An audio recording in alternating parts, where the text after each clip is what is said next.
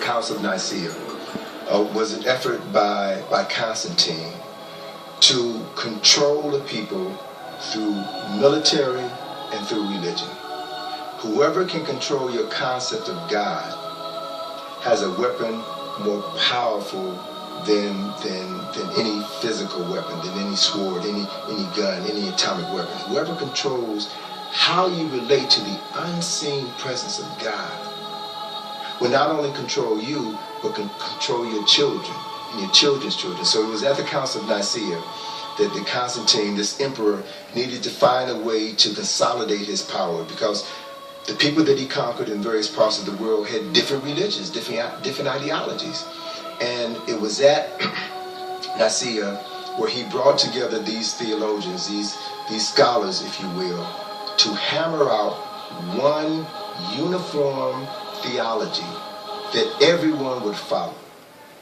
And if Constantine could convince people to take Jesus as God on earth and change that he was a human being, then they could take over the control of the Catholic Church and make one.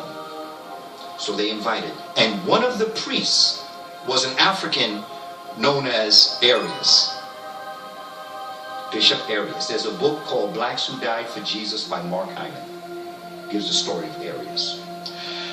Arius now gets word that Constantine knows Arius is coming to dispute this. Because he's saying, how are you going to tell people this? Nobody's going to believe that story. That Immaculate Conception, come on, that's written on the walls of Egypt. That's a mythology, that's an analogy. You're not supposed to believe that story. That's a nice story to live by, that each and every one of us has Jesus within us and every birth is an Immaculate Conception. But there was no one boy born as the Son of God to free. Come on, you can't. Constantine said, look, come on over here. And I said, I want to talk to you. He found out that he was going to be assassinated. So he fled into Europe with his followers. Arius and his followers became known as the Arians. Wouldn't Hitler have a heart attack if he knew who the real Arians were? They were a bunch of black folk. Everybody who was worshiping Isis and dealing with mostly a Kemetic religious philosophy, they said, we can't do this. This is ridiculous. This reminds me, there's no man called Jesus Christ. We ain't never heard of him. Well, Jesus Christ will take Jesus, which was the sun god in the west, and we'll take Christos, which was the sun god in the east, and we'll put them together. We'll have a name. And so what did he do? A man named Apollonius of Tyana, at that time, who had studied philosophy in Kemet, was teaching. He was a healer, working miracles. He was a hero at that time. So he became the template for Jesus Christ. The first slave ship, the first ship that was used to bring Africans from the continent and transport them across the Americas was known as the good ship Jesus. And as Alex Haley said when he did his research for Roots, he said that traditionally, when Africans were loaded on the slave ships, the captain in his log would see to it that the first two people loaded aboard those slave ships were a man and a woman, and they were recorded in the ship's log as Adam and Eve.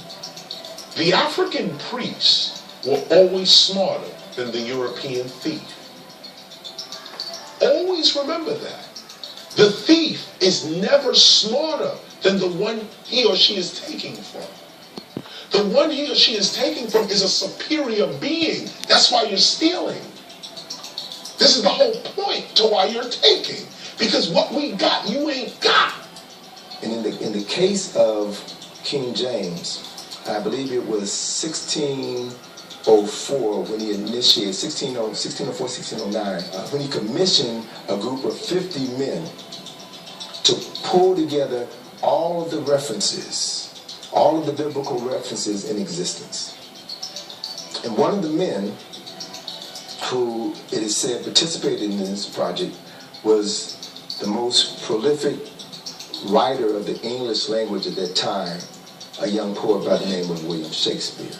William Shakespeare did work on that project, but as with many religious works that were commissioned during that era, none of the authors were allowed to put their signatures on their works.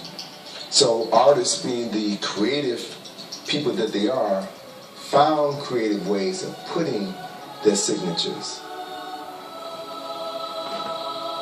In Psalms 46, verse 3, and Psalms 46, verse 9.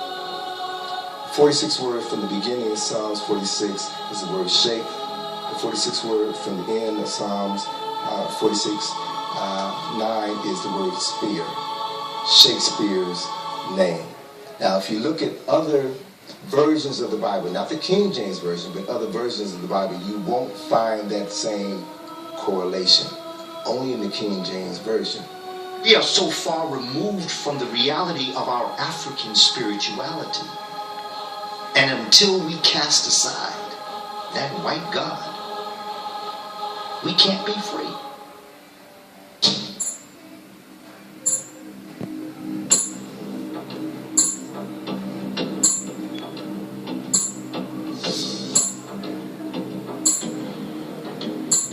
There's a war of genocide that the ignorance